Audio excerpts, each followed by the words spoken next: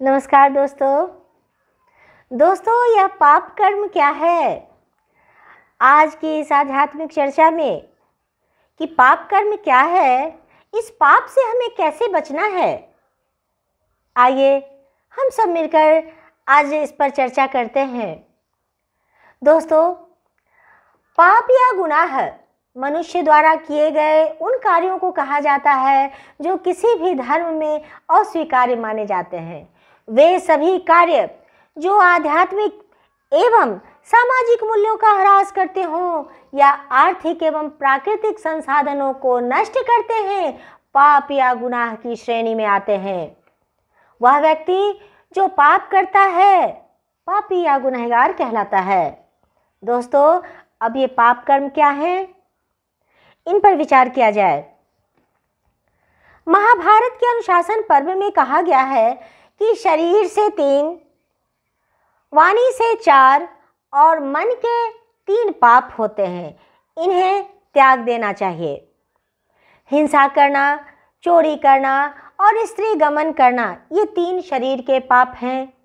व्यर्थ बकवास करना, कड़वा भाषण, चुगलखोरी और झूठ बोलना, ये वाणी के पाप हैं।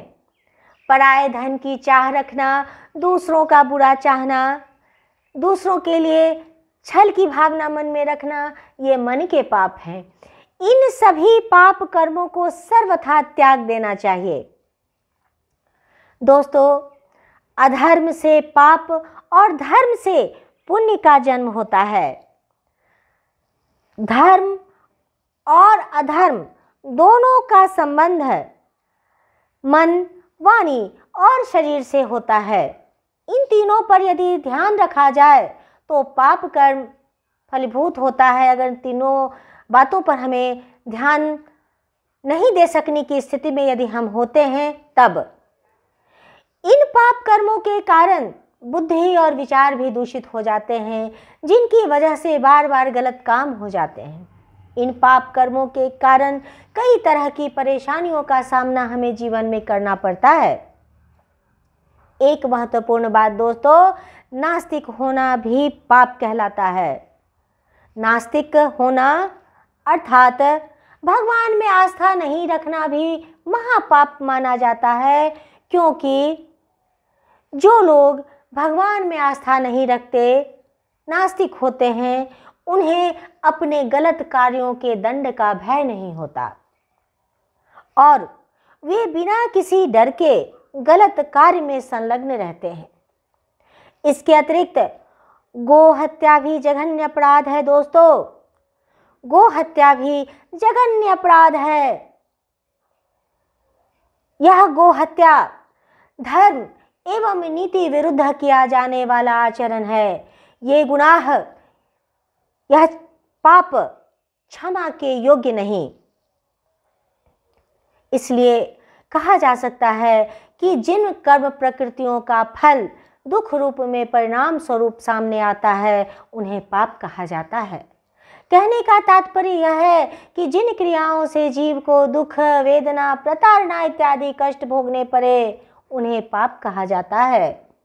दोस्तों, पाप का सेवन करने से जीव नीच गति में जाता है तथा इनके त्याग से जीव उच्च गति को प्राप्त करता है।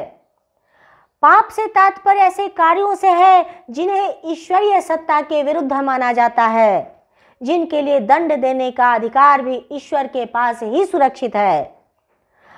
पाप का जन्म कर्म करने से नहीं होता, बल्कि पाप सबसे पहले मनुष्य के मस्तिष्क में जन्म ले चुका होता है। यदि हमने कोई गलत नहीं किया, लेकिन यदि मन में बुरी भावनाएं आ गईं, तो वह भी पाप को ही जन्म देता है।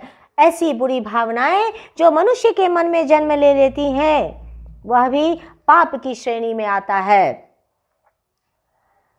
दोस्तों, पाप एवं पुण्य की परिभाषाएं समय और समाज की परिस्थिति के अनुरूप बदल सकती हैं।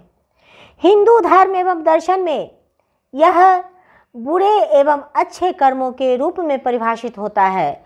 व्यक्ति अपने कर्मों के प्रति स्वयं उत्तरदायी होता है। बुरे कर्मों का परिणाम इस जन्म से लेकर अगले जन्मों में भी भुगतना पड़ता है।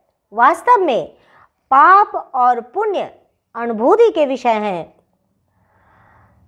और अंत में दोस्तों मैं यही कहना चाहूँगी आप सबसे कि ऐसा कोई भी कृत्य जिसको करने से मानव के विवेक का नाश हो जाता है, प्राकृतिक संसाधनों का नाश हो जाता है, या जो कर्म ईश्वर को अप्रिय हो, वह पाप कहलाता है। तो दोस्तों पाप से बचो, पाप कर्म से बचो। दुनिया में बहुत सारे पुण्य कर्म हैं करने के लिए, उन कर्मों के प्रति जागृत हो। और दोस्तों अंत में मैं कुछ बातें ऐसी हैं जो पाप कर्म को बताती हैं कि पाप कर्म क्या क्या हैं, मैं उन पर एक दृष्टि डालती हूँ। पहली बात दोस्तों जिनसे हमें बचना चाहिए, पहली बात, जिन कर्मों से हमारा पतन हो वैसे कर्मों से हमें बचना चाहिए। दूसरी बात, जिस कार्य से किसी का अहित होता है यह पाप है। तीसरी बात, हर वो कर्म पाप है जिसको करने से आपकी आत्मा आपको रोकती है। चौथी बात, जो कृत्य हिंसात्मक है वह पाप है। पांचवी बात, ऐसे कार्य जो आपको स्वयं गलत लगे वह भी पाप है। छठी बात, आपकी शिक्षा, आपका संस्कार जिस बात के लिए आपको रोके वह भी पाप है। सातवीं बात, जब किसी को हम नुकसान करने या पहुंचाने के उद्देश्य से उसे शारीरिक और मानसिक रूप से दुखी करते हैं वह भी पाप है। आठवीं बात, आपके शरीर और मन के कारण किसी को पीड़ा पहुंचे वह भी पाप है। नवीं बात दोस्तों, दूसरों को कष्ट देना, झूठ बोलना, दूसरों की निंदा करना, धोखा देना, यह महापाप है। इसलिए दोस्तों मैं फिर कहूँगी दोबारा, पाप से बचो, पाप कर्म से बचो। दुनिया में बहुत सारे पुण्य कर्म हैं करने के लिए, उन कर्मों के प्रति अपने मन को जागृत करो। और दोस्तों मैं अपनी चर्चा अब यहीं पर समाप्त करती हूँ। मैं फिर मिलूँगी आपसे, तब तक के लिए राधे राधे।